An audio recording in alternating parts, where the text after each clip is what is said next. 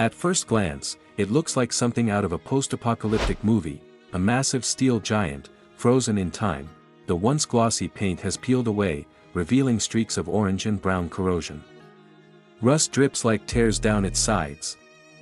The air around it smells of salt, oil, and decay. For 35 long years, this ship has sat here. Unmoving. No crew, no captain, no destination. The world has moved on, industries have changed, ports have modernized, but this giant remains. Locals pass by and call it a ghost ship. To them, it's just part of the skyline now, a memory that refuses to fade, but behind this eerie silence lies a story of power, pride, and downfall. Welcome to Auto Evolution Hub, where today, we uncover the incredible true story of the ship that's been abandoned for over 3 decades, and the forgotten legacy it carries. Our story begins in the booming 1950s, a decade when American industry was unstoppable.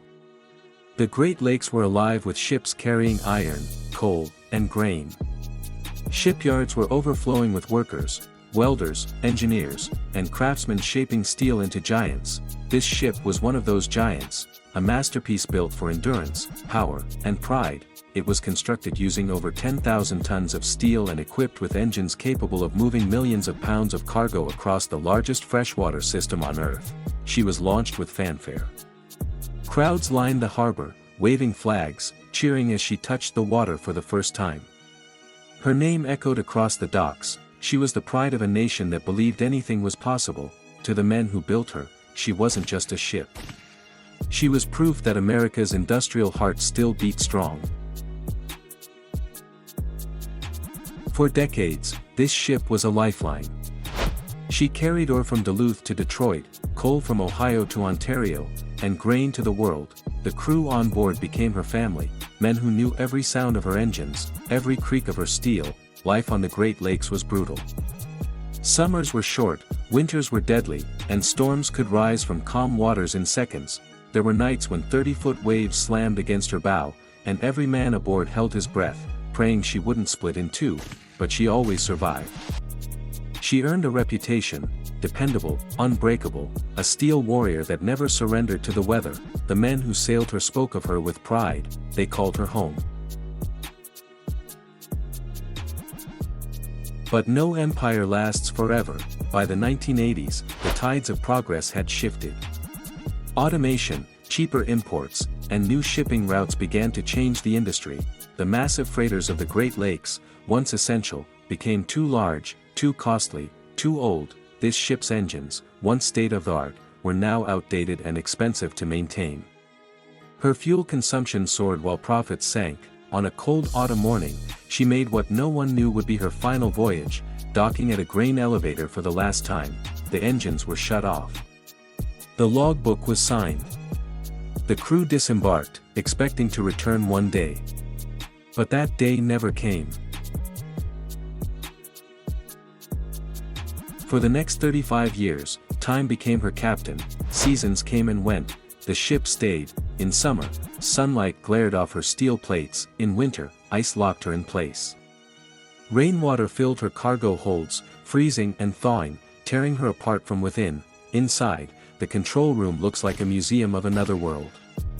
Gauges covered in dust, radar screens cracked, logbooks left open. A coffee mug still sits beside the captain's chair, as if waiting for him to return. Pigeons and spiders are now her only passengers. The smell of rust and decay fills the corridors. Every inch of her tells a story, of men, of machinery, of moments lost to time. Why wasn't she scrapped? Why hasn't anyone moved her after all these years? The truth is, it's complicated. Over time, her ownership became tangled in legal disputes. Companies merged, went bankrupt, or disappeared altogether. Salvaging her now would cost millions, not just to tow her, but to safely dispose of the fuel, oil, and asbestos still inside. Environmental laws have made it nearly impossible to dismantle her without massive cleanup costs, so there she sits, too dangerous to touch, too expensive to destroy, and too heavy to move, a sleeping giant chained by bureaucracy.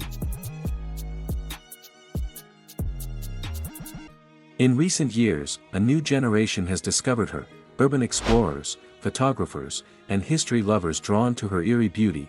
They sneak aboard, capturing haunting footage of decaying hallways and rusting rooms. Their flashlights sweep across forgotten artifacts, a compass, an old calendar, a pair of boots still by a bunk.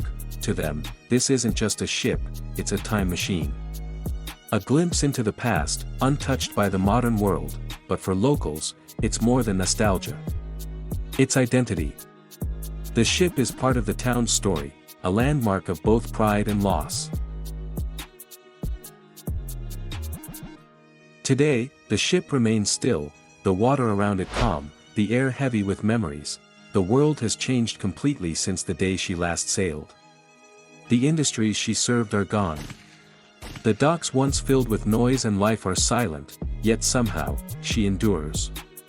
Against wind, rain, and time itself, this monument of steel refuses to collapse. To those who understand her story, she represents something deeper, the rise and fall of human ambition, because every rivet, every dent, every streak of rust tells the same story, of how we build, how we dream, and how we eventually fade. She may never sail again, but she will always stand, a relic of an age when steel met soul. This is Auto Evolution Hub, and you've just witnessed the incredible tale of the ship that time refused to sink. Don't forget to subscribe for more stories of machines that shaped our world, and the legends they left behind.